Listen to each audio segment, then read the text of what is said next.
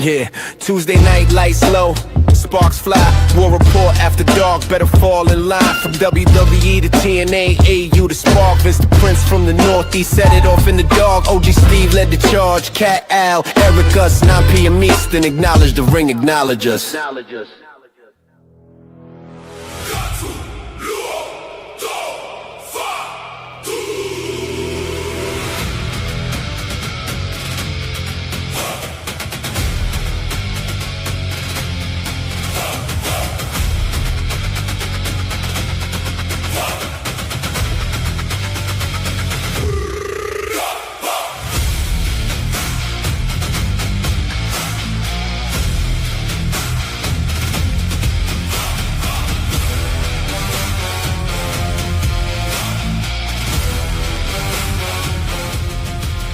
Welcome everybody to another edition of the War Report After Dark. Boy, do we have a lot to go over. Very good show last week. Couldn't be here, so I have some things that I need to add from last week as well. But welcome to another edition of the War Report. How's everybody doing? I'm good, man. How about you? You know, doing good. Oh, good. Good to hear. Good to hear. Yeah. I don't know where I found this version, but thought it was pretty cool. A little different for Jacob Fatu. I gotta, so I don't really want to start with Raw or SmackDown at the moment. I wasn't here last week. So, on one hand, if I had a celebratory drink, I would cheers to you all, because there was somebody who, in a video to me, said she's living her best life. And, I don't know that that's the case anymore, because Zoe Starks has been wished the best in her future endeavors. So sad. However, there are some releases that have bothered me, and as you guys mentioned last week, the Wyatt Six. On one hand, I get it.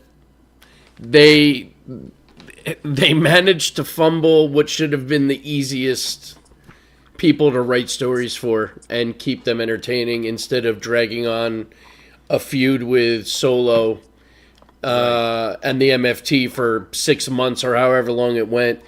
They came in with such a tremendous debut, and then it was just the shits from there. And then part of me says, like, you could have kept Bo Dallas around. You could have done something with him. I don't know. I thought that kind of sucked. Of course, Kairi Sane was a huge surprise, although that sounds more like she wanted to go back to Japan. But now there's rumors that she might show up at Backlash. So, yeah.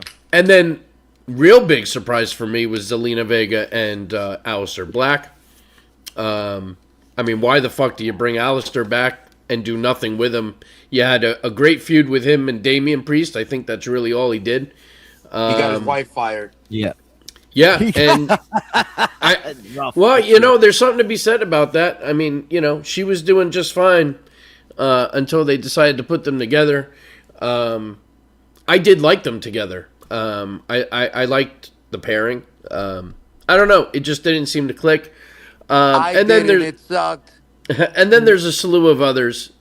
But then you get to now where you're hearing, and this is what's really, we all know, anyone that listens to this show on a regular basis knows that I can't stand the fact that TKO is the owners of wrestling now. Yep. I just don't understand. I get everything's about money, and I get that. But at the same time, you're promoting how much money you have made already since taking over the company with WrestleMania and everything else and all the big revenue, and you're touting how much money you guys have made. And then you're asking wrestlers to renegotiate their contracts, and some take 50% hit. Like, how do you do that to somebody? And apparently that's why Kofi and Xavier walked, because they would rather leave mutually on good terms. They still get paid the remainder of their contract. Right. And then they can go to Tony Khan. They can go to the Indies and make a killing, or maybe they can work out a deal to come back to the WWE. It is weird to think of a WWE without the New Day. They've been on our TVs for a very long time, so that was shocking. And now you're hearing that there are superstars that are taking the cut. It's just such a bad look when you're touting this money, and then you feel like you have to ask these people. And then, of course, there's all these rumors flying around about Roman Reigns, and that he may actually drop the title at Backlash because he is on the outs with TKO. I almost kind of think, based on what I witnessed on Monday, I'm almost willing to think that WWE's putting that out there to make people think that Jacob is actually going to defeat Roman. But in the end, I think Roman... I actually could see out of that... well, we'll get into that later. But so I think it's really shitty. Another fucked up move from TKO to do that to people that are already in a contract. To renegotiate is just a bad look, in my opinion. And then what's going to happen to the ones that refuse to do it and they do walk? They were basically given the weekend when the releases came out. The releases and the pay cut proposals came out the same day, and they were like, you have 2 days or 3 days or whatever it is to make your decision, which is why I think 2 of the MFTs were announced as released and 2 weren't, because I think 2 of them were trying to decide whether or not they were staying, but I have a feeling that all of them are going to end up being cut. Yeah, I don't know. It's just a bad look, and I'm worried about more top names that are making top money that are going to say no and just decide to walk. It's just there has to be a certain loyalty. Like if the rumors are true when it comes to somebody like Roman Reigns, you give that man whatever the fuck he wants. Because he has been your draw. He has been your head of the table since COVID. He's the reason why people paid attention. Let's be real. When it comes to merchandise, when it comes to being the longest reigning champion, he deserves the money. You pay that man the money. You pay somebody else less, no? I think you're looking at it as a fan and not a corporation, respectfully. As a corporation, he's been your money guy. Yeah, but as a corporation, what they're looking at it, they bought into WWE, and whether he's there or not, they're still going to be WWE. Granted, might they lose a little on it? Absolutely, but based on the contract they're paying him, I'm sure they're taking it into account. And again, I'm just taking this example for this guy, right? Because you're talking about it. They're probably taking into account the money that they're saving based on the merchandise they will lose, and seeing that it might just work out, just on him. But everybody else that got released already, if they're not on TV, they're lucky they even got a shot to get 50%. Because in other sports, they cut you and you're done. Like in football, they grab your contract today after a game and tell you you're no longer on the team. Give me your helmet and your playbook and you're out the door. At least they get a shot to say, hey, you won 50%, which, by the way, 50% of WWE money, I'm pretty sure is as strong as almost any other money out there. I am specifically at this moment talking about Roman Reigns. You're going to tell me that he should accept less money? The guy, what does he get paid? $7-8 million to contractually wrestle? Actually, I think times a year. I think it's $15 million actually. To wrestle 12 times a year. But you want to go from a business standpoint, WWE and TKO are still getting a return on their investment, even at that $15 million. Because just by advertising Roman Reigns, you're selling out. He's an attraction. And how can you afford to you just lost Brock, you lost AJ, you lost you lost Goldberg, whatever you want to say about him. John Cena. Right, John Cena. Thank you, Eric. Right, so John Cena. Right. I said AJ. So you want to fucking lose somebody like Roman Reigns now? Listen, I know you got guys that can fill the void. Don't get me wrong, but there's guys that are not. There is a reason why Obafemi, who is hotter than hot, has not been just thrown right into the world title mix because I believe guys like Obafemi is the reason they're making these cuts because they're like, you know what? We're in great fucking hands. When you look at Braun Breaker, Logan Paul, Obafemi, and that company, just reaffirms to me that TKO has no fucking clue what they're doing. no, they're a business. They don't give a fuck. All they do is looking at revenue. But that's the problem. Of course. That's why I'd almost rather Vince buy the fucking company back. But what did I say when every pay-per-view they came out and they were like, we had our biggest sale or whatever, the largest gate, the largest this and that. And I'm like, you fans are cheering for the fact that you're spending more money a ticket. Every time they go, oh, we broke a gate record. And you go, oh my God, they did it again. Yeah, because they're charging you more money. And now that money, just so everybody knows, they cut all of these people, the executives of Endeavor and TKO, all got pay raises around the exact same time that these pay cuts came out. It's not being reinvested. And to your point, Shad and Tony Khan are legitimate billionaires. Shad Khan got his doctorate in mechanical engineering and invented some car parts that ended up becoming standard for like Honda or Toyota or something. And then he ended up moving to Detroit, Michigan, or within the area to open up, his factory or whatever. He made a lot of money from the designs that he made. He's a legitimate billionaire. Tony Khan inherits that money or owns some of it. They're wrestling fans. Tony Khan's a wrestling fan. Yes. He's both got the money, but also has the passion and understands it. And while it's not everybody's cup of tea, he gets the wrestling business in a way that Ari Emanuel and the people, in the corporate suite at TKO don't understand. And that's the big difference. And I said it last week, and I feel bad about it because I understand the consequences of what would happen. But I think that if TKO doesn't make enough money in the next couple of years, they'll probably sell it, and it'll probably be bought by the Saudi Arabians. And part of me is like, hey, the Saudi Arabians are a terrible regime that murder journalists and do all kinds of bad stuff for human rights. But they love wrestling. They love wrestling. They love wrestling.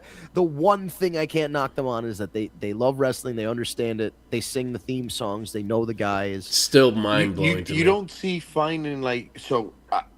I will give you an alternate. I would love to see a way for Triple H to find some powerhouse millionaire Americans or billionaire Americans that might want to invest into WWE and keep it here, keep it in the Western Hemisphere. I mean, if he could do that and he stays in power, like, I don't know, it's better than it going. Yeah, but I don't think he's got I think part of it is, and I don't know where it's coming from. It could be coming from the suggestions that TKO were making and bringing them down to Triple H. It could be Triple H. They fired Road Dogg, so he's not the scapegoat anymore. But the booking has not been the same. A lot of the response I've read online was Triple H peaked with WrestleMania 40 when Cody pinned Roman, and they haven't been able to recapture that magic in the last 2 years. But then we recently found out that I think like TKO apparently has a lot of the creative, and Triple H has nothing to do with some, half of it or whatever. And they were they have a lot of influence, but right, and they were also the ones that it came down from upstairs that WWE had to clear a certain amount of salaries. So it, that came down from them, but the choice was ultimately WWE, the people within that. I don't know if it's Triple H or The Rock or Nick Khan or all of them or none of them, but they had a hand in that decision making for sure. But the ultimate order to release all these people came from the corporate suite. See, I can understand the names that haven't really been used, or they have no idea what they're going to do with. But then you think of Cobbs and Tongaloa. Yeah, they were actively in story. Mm-hmm. So that was surprising. I mean, but they may have been asked to take less money too, and maybe they said no. And so was EO. EO is right in the middle of a very big story. Not Or, Io. I'm sorry. Carrie Sane. Carrie Sane. She's Yeah. in the story with Io. You know what I mean? That whole thing with And Io. we never got the building payoff. And we never got the No. payoff. We never got to see Kyrie turn on Asuka. There's Right, a which she was going to be a very essential part of that storyline. Like I felt at a certain point the storyline was revolved around her because like Io was trying to get her to realize she's getting abused by Asuka, and Asuka's here abusing her, and she's here either taking it, and you almost saw you were hoping to see that look you're seeing in what's the little tiny girl in on Judgment Day. Roxanne. Roxanne, that yeah. Roxanne look she has in her face right now. So we were hoping for that, and for them to take that away from us right in the middle of it, it's insane. Yeah, and the scuttlebutt is that maybe with the crowd response because she's really the only. Nobody's chanting we want the Wyatts, but they're saying we want Kyrie, so they're saying that maybe she comes back for a one-off just to finish the story at Backlash and then goes away. I really don't know though, because I mean, there's been no promotion for it, though. I mean, Right, or maybe it if would not be like a Backlash, nice then surprise, afterwards, but it yeah. would have to finish at like Saturday night's main eventer. right, or yeah, something. maybe work like a month, Backlash to Saturday night's main event, and then Let's get to some of the comments. David Rosca, what's up, boys? He wants to see Obafemi versus Omos. I mean, I wouldn't be against watching that. And we'll talk more about Obafemi, too. Zelina Vega going to AEW. Listen, it doesn't... No, it's not. It happening. doesn't sound very good because they don't seem very big on wanting Alistair back, and I can't see them going separate. At this point, they can do the indies and make a killing. And they can just do conventions and make a killing. So, but the money is them together, I think. We got Matt. They ever wanted to bring out the old ruthless Randy Orton again? Aleister Black feels like the rare guy who could force that out of him without bells and whistles. Unfortunately, that's true, but Aleister Black is gone. So there goes that. Al and they said were it last teasing it. week.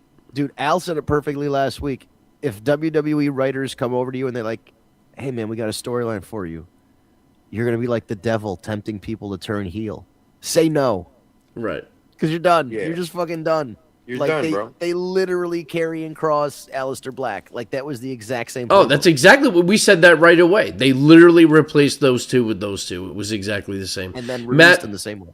right. Matt says Fatu will join the Bloodline as the enforcer. I don't think so, and here's why. I've been giving this more thought because in my head, I wanted to see Jacob join the Bloodline also. But to me, it doesn't make sense. He's beyond being the enforcer. He's already done that for Solo. He doesn't need to be somebody's enforcer. So I feel like maybe he starts his own bloodline. And he's the leader of his bloodline. And you bring in Zilla, which I still think that might have been who was on the phone with him. And maybe that's how you bring in Zilla. And there's other Fatus. Hey, So, Steve, yeah. and to your point, I'll take it a step further. There has been a Samoan that debuted in WWE in the past two backlashes, if you think about it. What's that? So it's become like a That thing is now. true. I heard that also. And Zilla Fatu was Jacob's Fatu tag team partner in the Indies, if I'm not mistaken, also. They were tag team partners. That is true. So it makes sense. The writing is on the pudding, and I'll take And it a step Zilla's further to you. been politicking to come for a very long time. Do you think, based on what we saw 2 to 3 weeks ago, if my mind serves me right, notice the Usos jerseys, how they were backwards, which is the same jersey that Fatu wore prior to and he wore last week. Could it be that all four of them turn on Roman? And Roman actually does lose the title? You know, you mentioned something to me yesterday that you felt like maybe they're going to turn on Roman. And I got to tell you, I just don't see it. Especially after Monday and how things played out. To me, I just don't They see didn't it. come out to help him. No, but that might have been at the request of Roman. You know, Wouldn't we have because seen that on TV, though, if he would have said, hey, guys, fellas, I want you guys to stay back here? well, I think we'll find out on Monday. You know, if Roman says, "Hey, where the hell were you guys?" Monday, Then maybe- isn't what you call it on Saturday? Backlash is Saturday, isn't it? Backlash is Saturday. That's true. So we we'll go- find out Saturday. I guess Maybe. we'll find out Saturday. I don't know. In my gut, I don't see them turning on Roman. But I could be wrong. Would Solo go back to Roman now that like half his squad's gone? See, but I think that would be a step backwards for Solo too, It right? would, Like, it would. you know, you're going back to that quote unquote enforcer role. Like, you just were the leader of the MFTs. But that's why I feel the same way about Jacob. Like, I just feel like at this point, unless he goes into the bloodline like the Usos, where, you know, it's even keel, you know what I'm saying? Like, he's not the enforcer, then it could work. But, you know, I like this version of Jacob. I love that he's using the Tonga grip. I love that everything they've been doing with him and Roman, I have loved.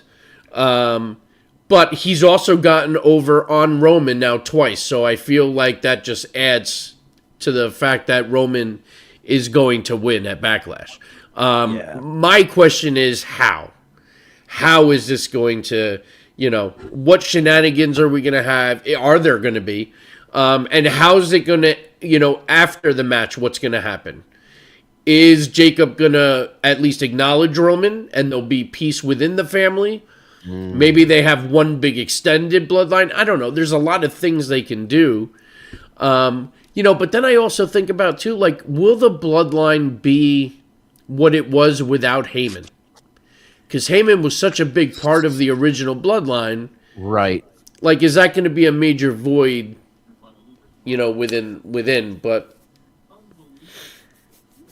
Well, if the Usos turn heel, Sami Zayn's a heel, he could join back up with them.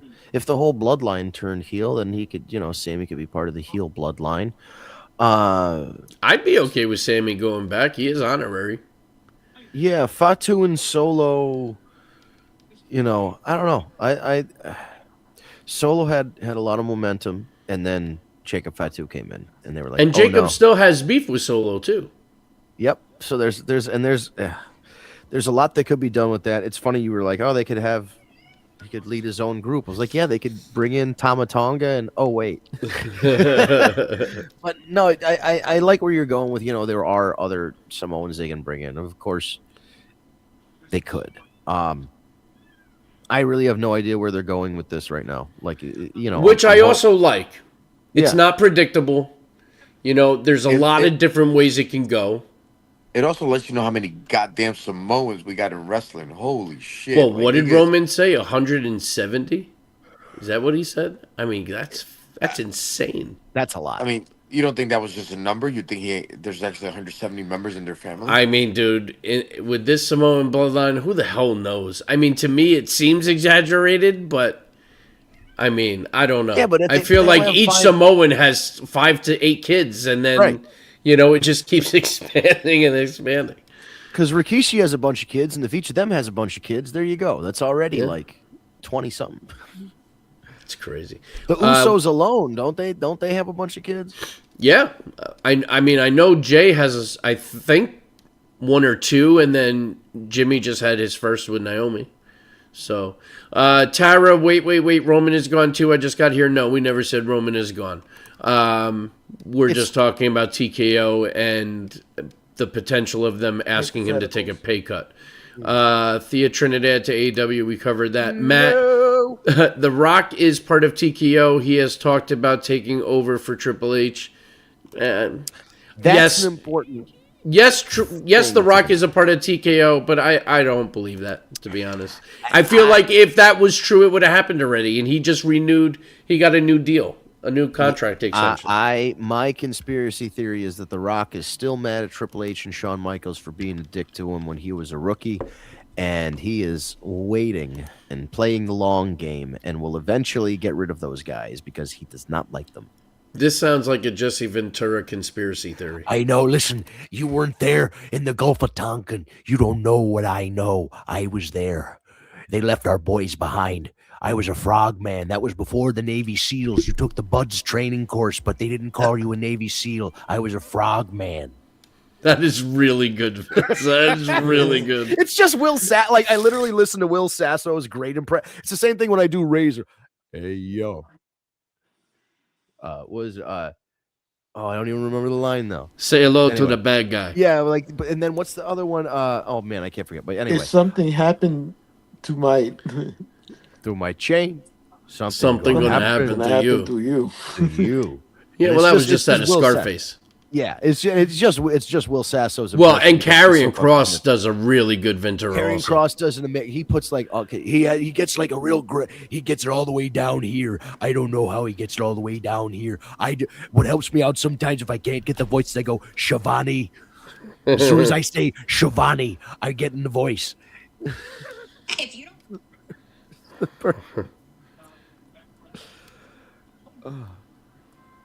Yeah, Will Sasso doing any of those voices. Then Anthony Cumia doing Vince McMahon. That's where I go. You're fired. It's just Here, this is Carrion doing it.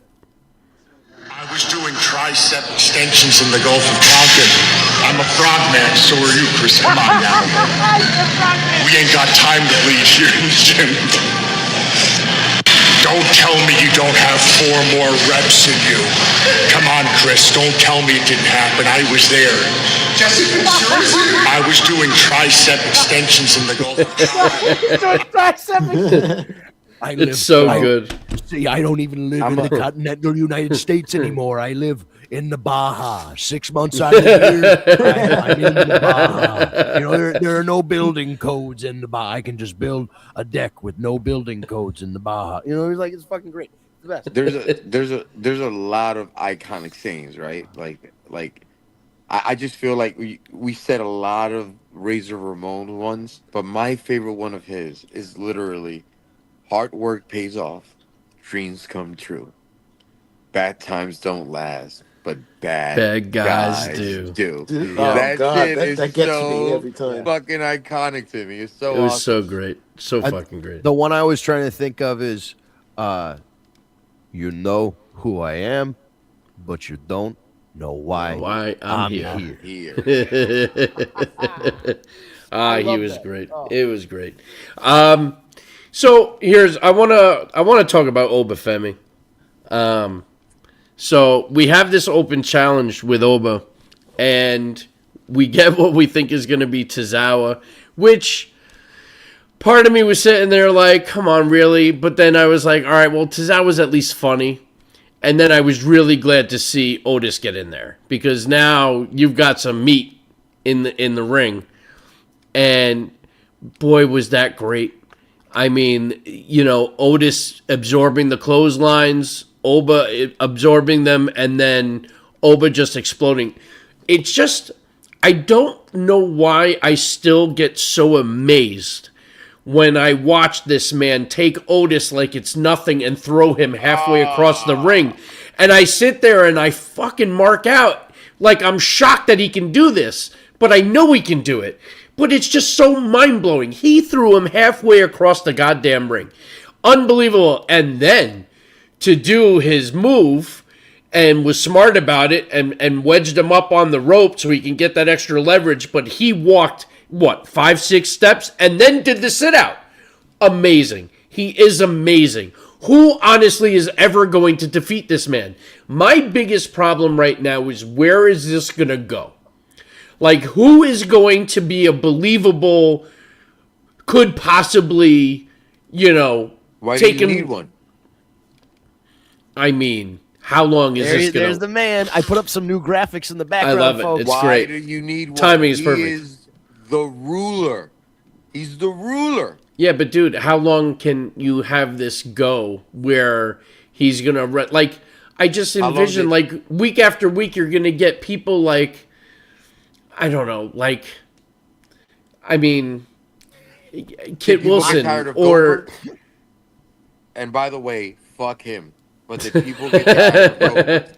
But that shows you, and it's the same thing that with Jade. And they were like, Jade, she started to flounder until they figured out that they needed to do what they need to do with Oba, and that's escalate. And they're starting slow. And as long as they escalate, because like with Goldberg, yes, it was jobbers, it was Hugh Morris, it was. But he William escalated. Regal. And then eventually it was, he went against Raven and won the U.S. title and all that. Yeah.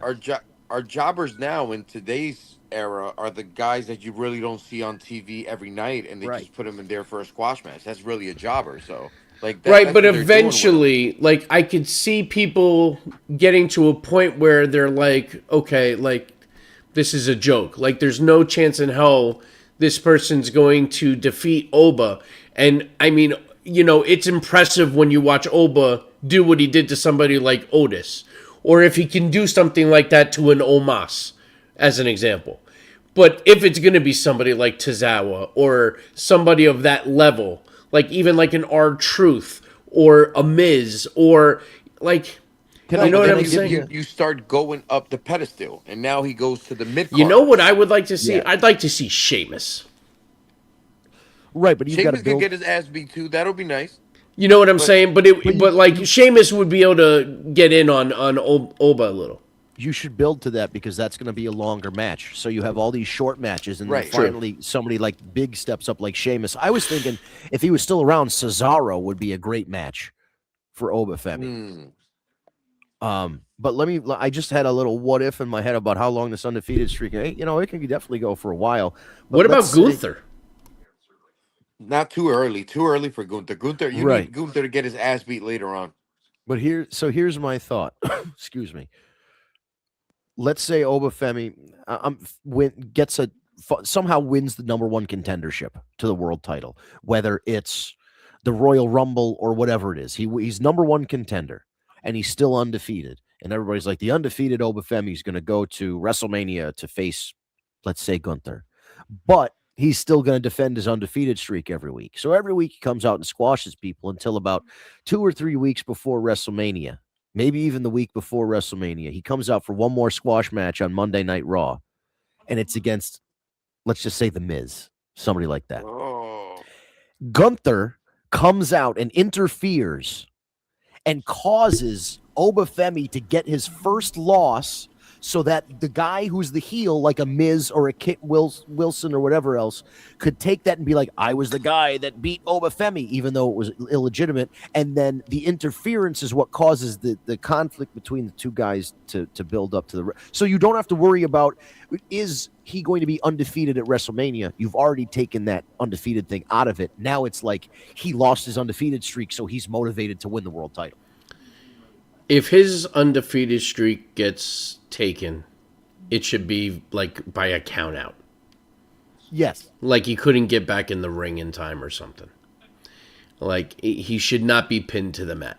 No, I agree. That's why I should have clarified. Like Gunther would come out and distract Oba and get him counted out because he'd get out of the ring to go after Gunther and get counted out against Right. The Miz, and then The Miz can be Or- like, I did it.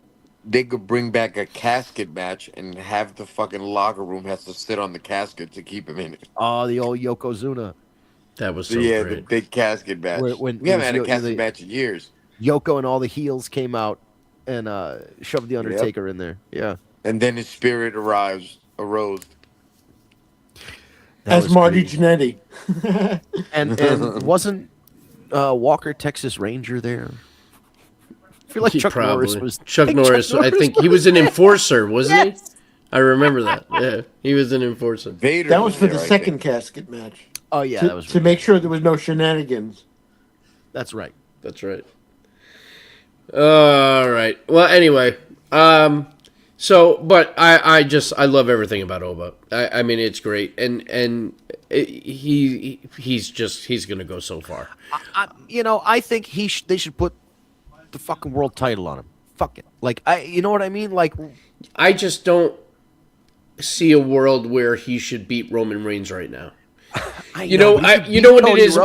You know what it is. My problem is that I just love the fact that Roman is back and he's champion, and I just don't want him to lose Why it. can't he beat Cody, bum ass? He could be Cody easy. I would be more than happy for him to beat Cody, but if we are going based off brand shit, he's Yeah. on the other brand. But now, disappointingly, Gunther is going to lose to Cody. That's about to happen. Who's speaking? I hear it. back? I don't, not me. Not me. Oh, it's fixed. Whatever it was. Yeah, I don't know. Is Gunther gonna lose to Cody? Yes. He's already lost twice. Ryan over at YouTube, you also could do a Jericho Goldberg feud with a minor talent. It's been long enough since they repeated it with Miz and Cena. Fuck over. Oh, yeah, I see what he's saying. Like, I see what he's Jericho- saying. Jericho wasn't established yet. You get a guy like that to call out Oba, and Oba refuses because he's like, "You're not on my level," and then the guy keeps goading him into it until. he Well, finally gets you know what I mean, again, I think different brand, but you could have done a Ricky Starks or Saints because they have history in NXT and they did put on some good matches in Dude, NXT. that guy's fucking dead in the water. I'm sorry. Like, I Yeah, feel so bad. he got for him. no he crowd got reaction. no crowd reaction at all. Nothing. Even going out there with somebody like Cody, Right. put on a good match with Cody, but I just I've always thought he was a good wrestler, but that something was missing. I've he's never too been much. I've never been a big fan. For I me, don't he's know too why. much. He's like he tries too hard to be that character. That's Possible. He That might be that's it. what it is. Like perfect He in tries way too NWA. hard.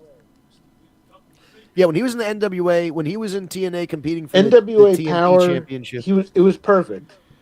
Yeah, but that's the thing. Once they started having him, he's like, "Well, I'm going to wrestle MJF for the world title. I want to challenge CM Punk because CM Punk had the title with the spray paint on it. Like there were two world champions right before he got fired. They were running this storyline on Collision.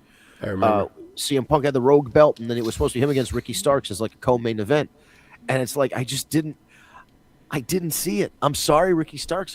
When people say Ricky Starks competing for a world championship, I just don't see it. He should. The only recognize- reason he's even in the position he's in is because of Cody.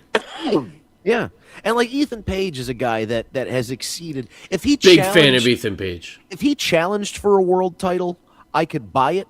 I don't Yes. necessarily think he's a guy that, at least right now, couldn't win a main roster title. But with the way he acts and his size and his wrestling ability and his charisma, he's a believable heel where you could be like, he's going to sneak one out. He's going to find, like, he's going to have Chelsea interfere for him. He's going to find a way to cheat to win. And like, he could steal one. Speaking he's of not- which, yeah. we're going to be without Chelsea for some period of time. I don't know how much the downtime is, but she did have a heart procedure. Oh, yes. Which she announced. She had something where she had irregular heartbeats and chest pains and stuff like that. They found, I think it's called CVT, if I'm not mistaken, or something to that effect. But apparently it's all good. They were able to repair whatever they needed to. I just don't know what the downtime is. Right. But we will not be seeing Chelsea in the very near future, unfortunately. But I would like, when she returns, for them to put her back with Ethan Page. I thought they worked well together in AAA and everything they did there, and then they even did some stuff on NXT. So I'd be good with that. Matt Pollock over at Facebook set up CM Punk versus Cody. They kind of planted that seed already, so that's coming. But I think that's something they're going to keep building to.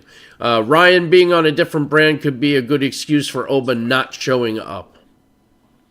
Yeah, so if somebody from SmackDown called him out every week and they're like, well, of course he's not going to come out. He's a Right. Raw superstar. And then like a month later, he comes out at like a pay-per-view or something where both What- brands will be there. What I Are we don't having want, a brand reshuffling anytime soon, by any chance? We usually have a draft around. like that even Time. matters. Well, I will say it's mattered more. Right. This Outside of past certain year, people. It's mattered more this past year than it Has has in I previous haven't years, in my noticed. opinion.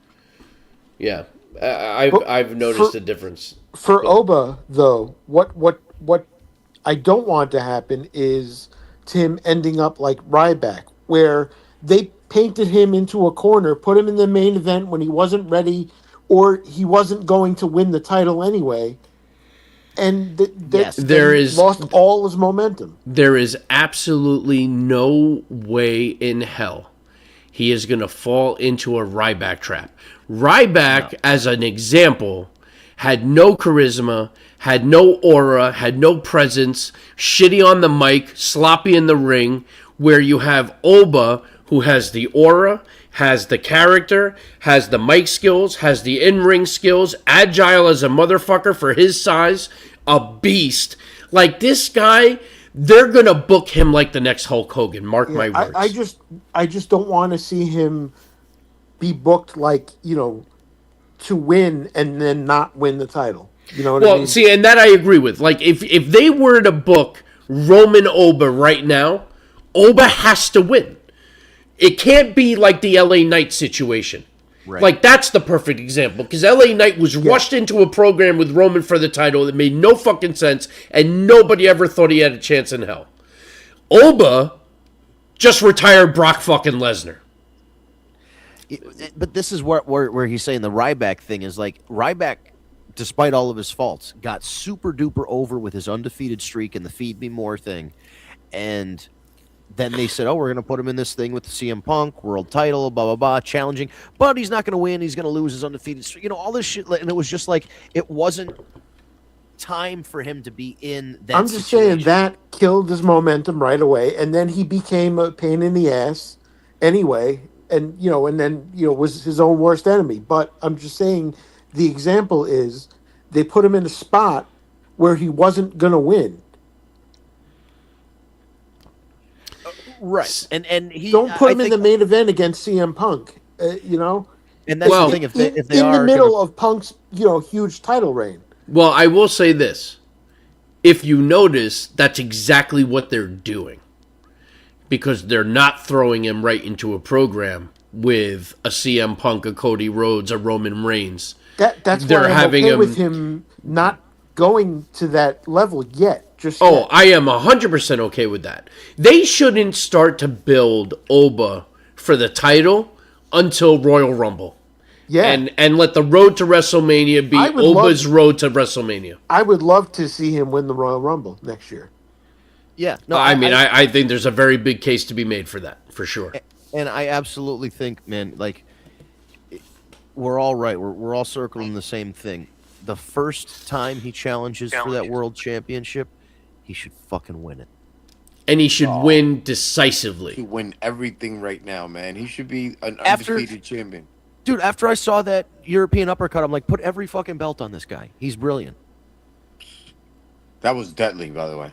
That was so beautiful. they struggled with the power bomb, which I kind of liked because Lex Luger used to do that with big opponents with the rack. He would Yep. struggle to get him up, and once he got him, it was like, oh, he got him. So it was like, Right, It that's brings the that's great realism to it. storytelling. Right. Right. It brings And I the did- realism to it. right. And I did like the storytelling of the power bomb and having it. I like that he sold to the audience.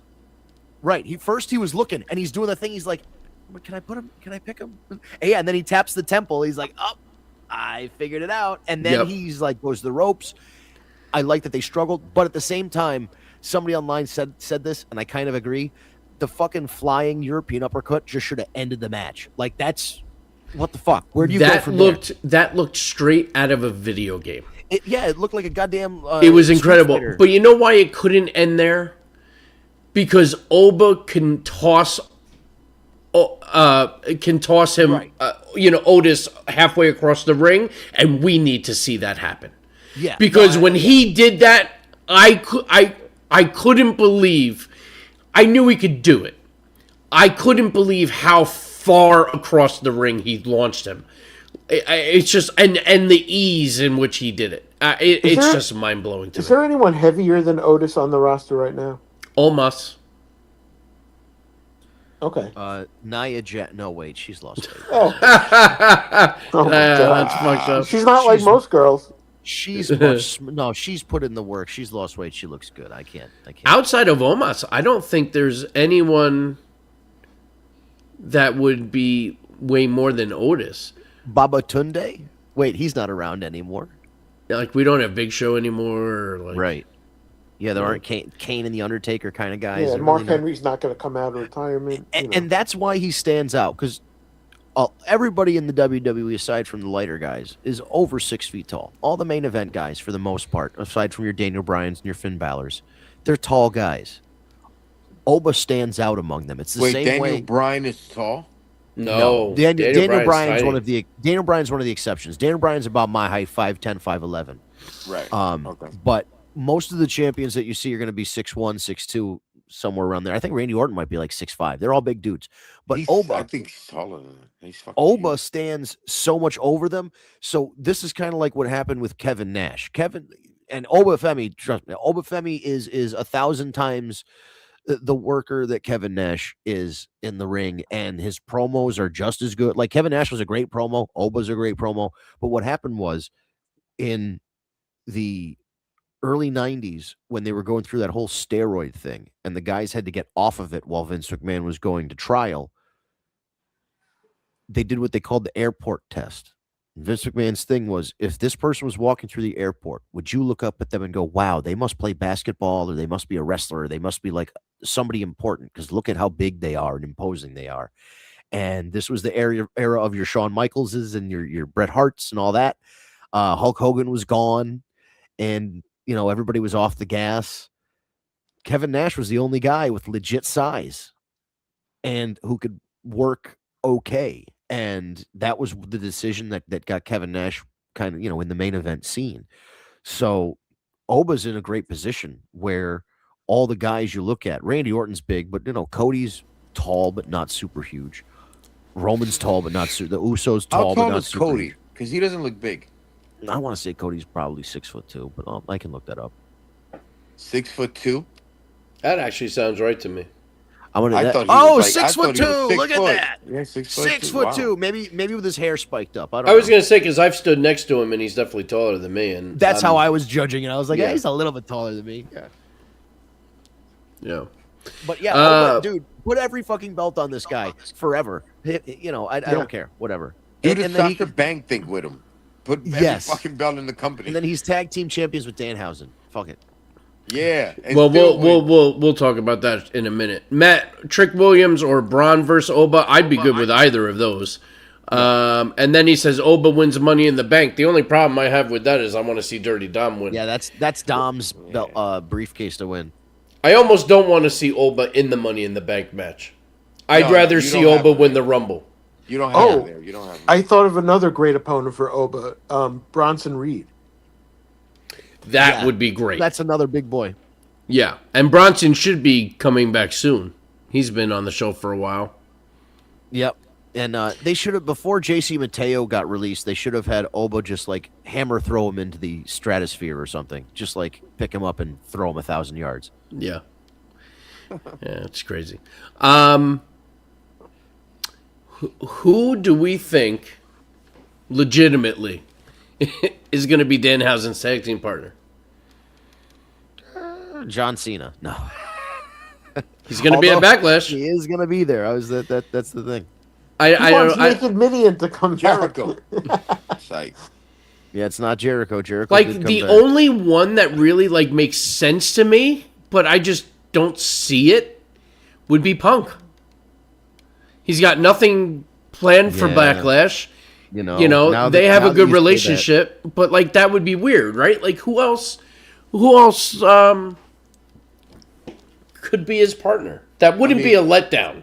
For a one-night stand, it would make sense. For a one-night stand, it would definitely make sense. Who? CM Punk. Why not? They're AEW buddies. He needed help. CM Punk ain't had nothing to do, so he shows up. Matt, wrong show, my friend. Orange Cassidy's at AEW.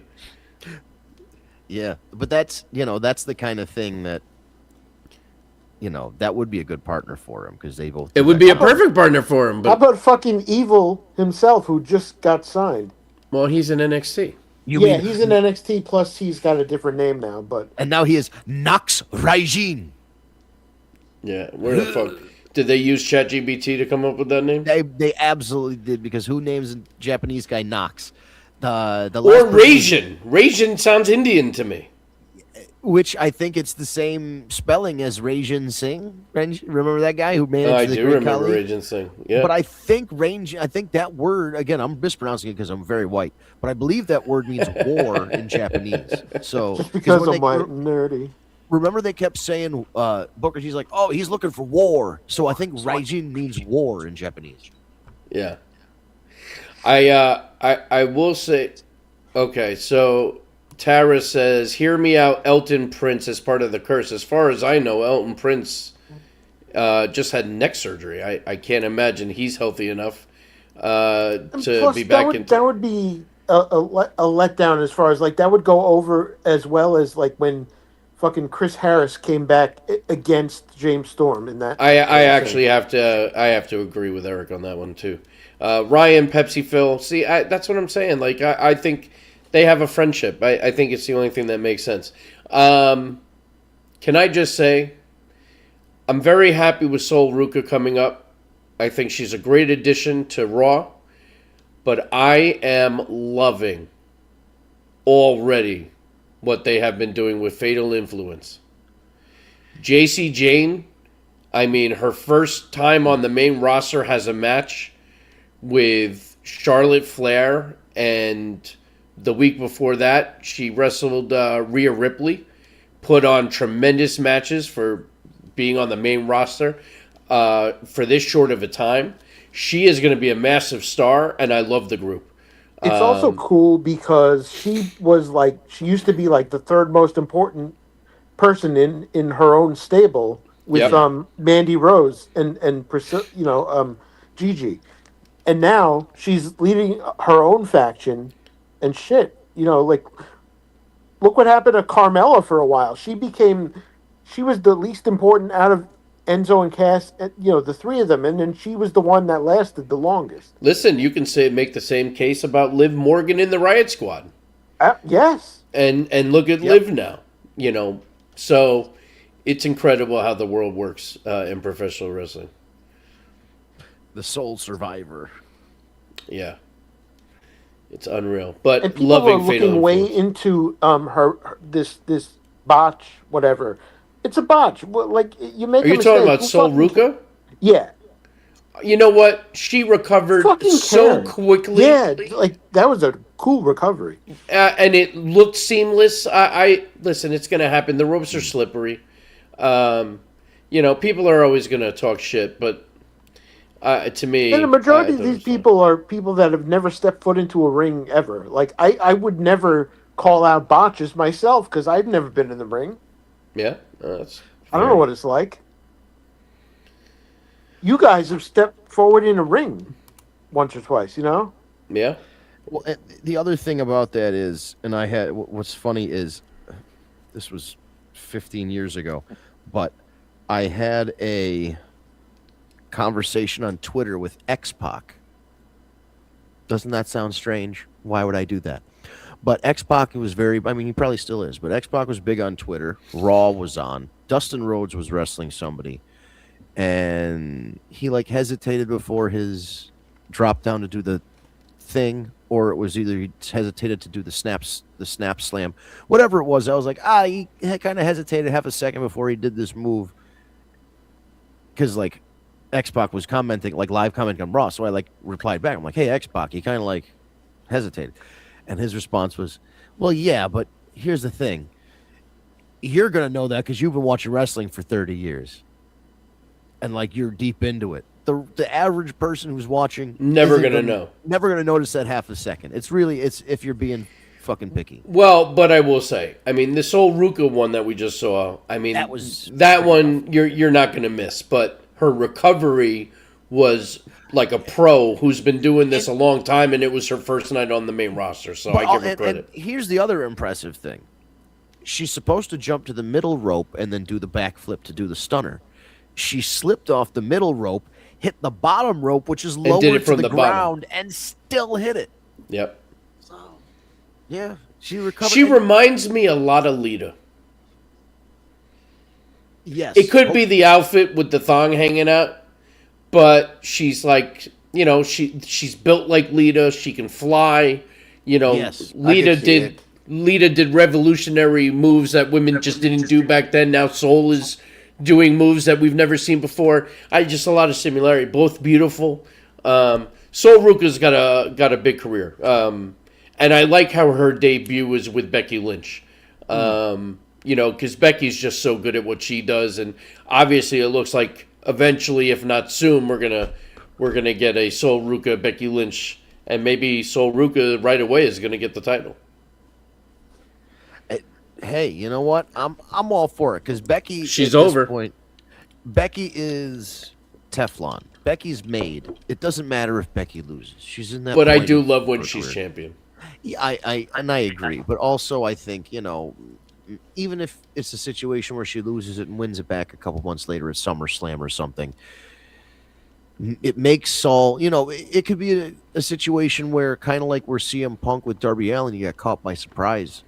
Maybe Becky gets a little overconfident and she slips up and gets caught in a roll up or something really simple and gets surprising loss, and then spends the next month or two losing her mind about it, finding a way back in, getting a rematch, whatever, and then maybe she wins it back. But like for her to come in and beat Becky Lynch would be a statement win. Yeah, that's very true. We're getting very close to the top of the hour. I just also want to mention, love Braun Breaker being back. I love this unleashed version of him. Great stuff with him and Rollins last night on Raw. So glad to see Braun's doing good and he's back. I'm going to be very, very happy with him. Tara wants to know if anyone has tried Becky Lynch's new coffee. No. I've heard very good things about it. I haven't taken the time to try and order it And yet. it's not just her saying it. Yeah, everybody's saying it. Sports Illustrated saying it. But yeah, so but I wouldn't mind trying it. I'm a big coffee guy. But Now I'm gonna have to see what the fucking deal is with Yeah, this shit. I've Oh my become God. one, so I'm intrigued. so, well, ladies and gentlemen, on that, yes, Real quick, Steve, if you'll indulge me for a second, this is for Al. Okay, I have a little segment I'd like to call the "Fuck Goldberg" segment. I've been saving this. I've been thinking about this. This is for you, Al. And I can't promise I do this all the time because I don't quite dislike him as much as you do. But one example is this: he had like some kind of interview, and then he was talking about like Asuka and her streak, and he's like, yeah, some Japanese chick, and they're trying to, they had her beat my streak, and I'm thinking like, dude, there's been streaks before you, there's been streaks after you. It's not everything is about you. Fuck Goldberg, and that's for you, Al. Drop mic, baby. Let's go. And I love it. there we are. By the way, I looked up Becky Lynch's Amo coffee, enjoyamo.com. All of the flavors are sold out except for Fruit Punch and Tropic Passion, which are neither flavors that I would want in my coffee. So I just want to try a regular basic ground coffee. Like, Yeah, you could have gotten that, I'm but not it's into sold flavored. out. What Yeah. does it say? What the price is? So, yeah, here are all the prices. Watermelon candy, $34. Shortbread cookie, $28. Berry blossom, $30. Tropic passion, $36. Fruit punch, $32. Chocolate strawberry, $24. That's the one I would have bought. The cookie one I would buy. Yeah, The cookie one shortbread sounds cookie. good. They just don't make a regular plain coffee? They don't just. I was shocked. They don't just have like a dark. Because I'm not a roast. fan of flavored coffee, so that wouldn't No. work for me anyway. I'll give you 250 grams. That's less than 10 ounces. All right. Well, shit. Oh my god. Anyway, yeah, buy that coffee if you really hate money and love coffee. I mean, look, Steve bought like all 4 of JR's barbecue sauces, but that was barbecue. It's different. And his barbecue sauce is fantastic. It really Damn is. good barbecue sauce. I came And home with one beef with a jerky, bottle as well. The spicy mustard. JR's products, if they're still for sale, are great. Anyway, we should order some of that coffee when it comes back in stock and do a live taste test on the show. We'll see we'll see about that. But you hear the music, you know what that means. We are hitting the old dusty trail for the evening. I want to thank you guys for tuning in to the War Report After Dark. We do this every single Tuesday, 9 p.m. on Eastern Time. Live stream both on Facebook and YouTube. If you go to Facebook and you type "Tag Me a Date" in the search bar, you will find our page. Hit the thumbs up or the follow button, and the live stream will show up in your news feed. If you are on YouTube, go to the search bar, type "Tag Me a Date" in. You will find our channel. Hit both the subscribe button and the notification bell to be sent a notification 30 minutes before we go live. And all you have to do is tap that little notification at showtime. You'll get right into the live stream.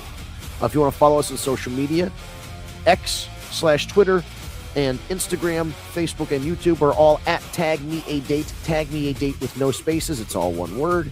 On Instagram, And if you want to follow us on TikTok, it is The War Report Podcast. Type that into your search, The War Report Podcast. Hit follow, and we post shorts and reels on social media to tell you what we talked about the week before, leading into next week's show.